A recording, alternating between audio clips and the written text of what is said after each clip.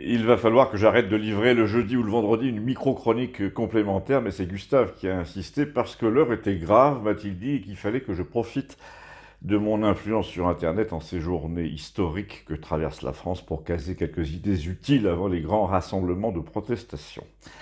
Et quand il dit idée utile, il faut traduire idée à lui, idée d'ancien anarchiste spécialiste du sit-in, de la protestation sous forme de banderole, de l'enchaînement aux grilles de préfecture, etc. Donc là, il m'a demandé que je prenne la parole, ou que je devienne plutôt son porte-parole, avant la grande manifestation du 24 juillet au Trocadéro à Paris, mais aussi dans toutes les villes de province, même à Villeneuve, hein, où il a l'intention d'aller pour donner de l'imagination aux gilets jaunes, parce qu'il dit ils sont agaçants, ils n'en ont aucune.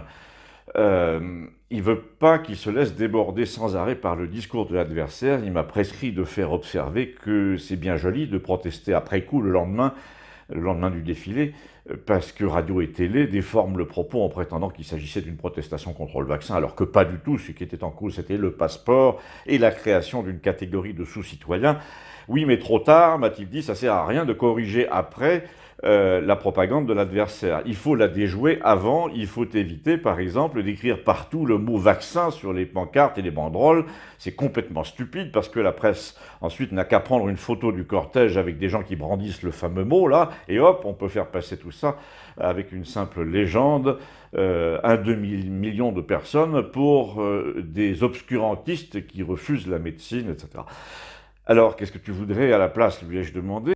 Alors, il faut qu'ils mettent le mot passe à toutes les sauces, qui rappellent qu'il s'agit de lutter contre l'obligation et le papier, pas contre le vaccin lui-même. Il faut qu'ils disent ça casse mais ça passe pas, le passe ne passera pas, qu'ils portent des t-shirts on ne passe pas, et qui bannissent tous les dessins de seringues, évidemment. Ça, c'est une première chose, me dit-il, mais c'est pas l'essentiel. Moi, ce qui m'a frappé, c'est que la première campagne des Gilets jaunes n'est pas utiliser des méthodes de chahut spectaculaires autour de la couleur jaune elle-même. Par exemple, les jours où tu crains l'arrivée des canons à eau, tu t'arranges pour verser de la peinture acrylique jaune fluo dans le jet qui balaye la chaussée. Ou alors pendant les manifs, tu peins de jaune la moitié du flanc d'un pneu de voiture, un seul, de tous les véhicules garés, toujours en peinture acrylique, hein, ou de chantier qu'on peut enlever facilement. Mais le résultat est que pendant 3 jours, dans la ville, 300 véhicules circuleront avec du jaune qui clignote sur la route, avant gauche par exemple.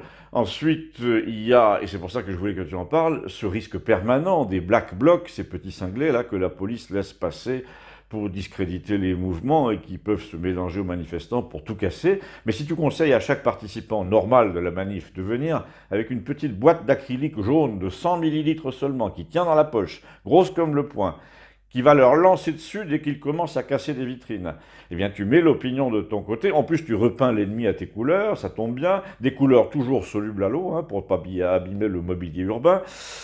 Ce serait en plus une pratique extrêmement photogénique. Tu imagines la presse, la télé, puis en plus il y a un truc qui m'énerve, c'est que les gilets jaunes et les anti-passes n'ont toujours pas compris qu'ils sont sous le regard de la terre entière quand ils défilent à Paris ou à Marseille. Mais je lui dis si, ils savent bien qu'il y a des reportages sur les antipasses et les gilets jaunes diffusés à Madrid et à New York. Eh bien on dirait qu'ils ne le savent pas, dit Gustave. La France a une position de pointe dans le monde parce qu'elle se bat pour la dignité contre un gouvernement qui est la caricature de ce qu'on ne veut pas dans les autres pays.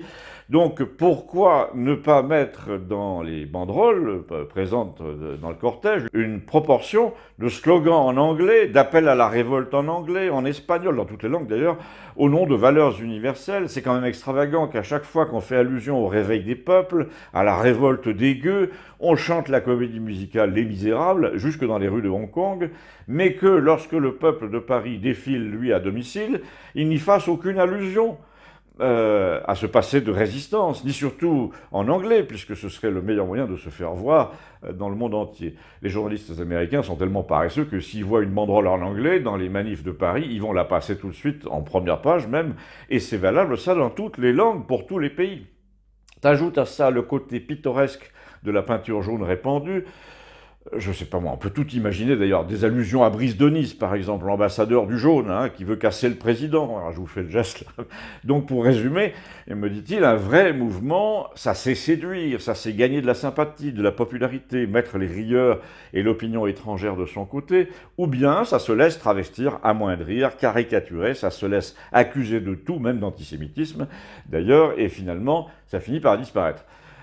Alors là, si j'ai insisté, m'a-t-il dit, pour que tu leur répètes ça, c'est parce que la France anti-passe gilet jaune peut représenter une certaine noblesse dans la vision de l'homme dont tous les pays ont besoin en ce moment, et surtout, surtout une résistance résolue, déterminée à un plan délibéré d'assujettissement, d'asservissement des peuples par leurs élites. Et puis il a ajouté une autre raison de multiplier les banderoles en anglais et en espagnol, et dans toutes les langues, c'est que les médias français n'en parlent pas. Donc si les manifs françaises se retrouvent à la une du Chicago Tribune ou du New York Times, simplement parce que tu as mis un slogan en anglais dans le cortège, tu fais honte au Figaro et à BFM et à LCI, et rien que pour ça, pour cette satisfaction, ça mérite qu'on tente le coup.